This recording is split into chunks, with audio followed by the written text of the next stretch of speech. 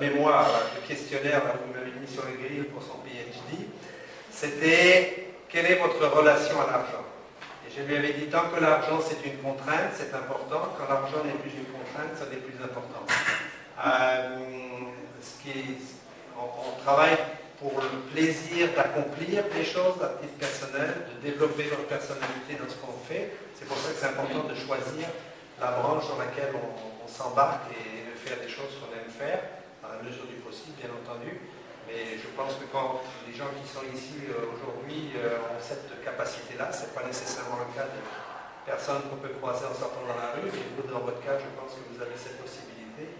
Alors, prenez-la à pleine main, là, mais n'oubliez pas que ensuite, vous devez aussi redonner à votre société de manière gratuite, par vos engagements humanitaires, caritatifs, par le fait de donner du temps aux autres, de donner des opportunités aux gens que vous allez employer, de prendre le temps de leur expliquer un certain nombre de choses.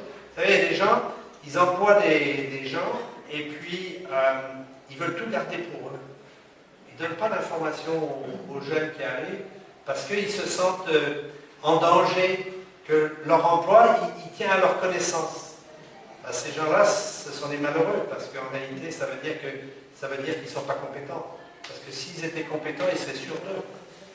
Donc quand on est sûr de ses capacités, eh bien au contraire, on doit à ce moment-là la partager le plus possible avec les autres, on doit être transparent avec les autres, on doit prendre le temps et l'énergie.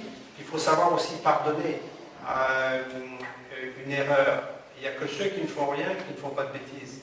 Donc si quelqu'un dans un emploi fait une erreur, ce qui est bien important, c'est d'aller comprendre pourquoi l'erreur a été faite. Il faut remonter la chaîne avec l'employé jusqu'au moment où on trouve que c'est à ce moment-là qu'il a pris le mauvais aiguillage. Et s'il a pris ce mauvais aiguillage, est-ce que c'est parce que c'est un imbécile, excusez l'expression, ou est-ce que c'est moi qui ne lui ai pas donné la bonne information, qui l'ai mal formé? Il faut avoir aussi cette humilité comme employeur. Et à ce moment-là, il faut réexpliquer, mais il ne faut pas qu'il y ait deux fois l'erreur. En plus qu'à la même. Donc voilà, alors je souhaite d'être des personnes riches de cœur de notre société. Alors, je vous remercie.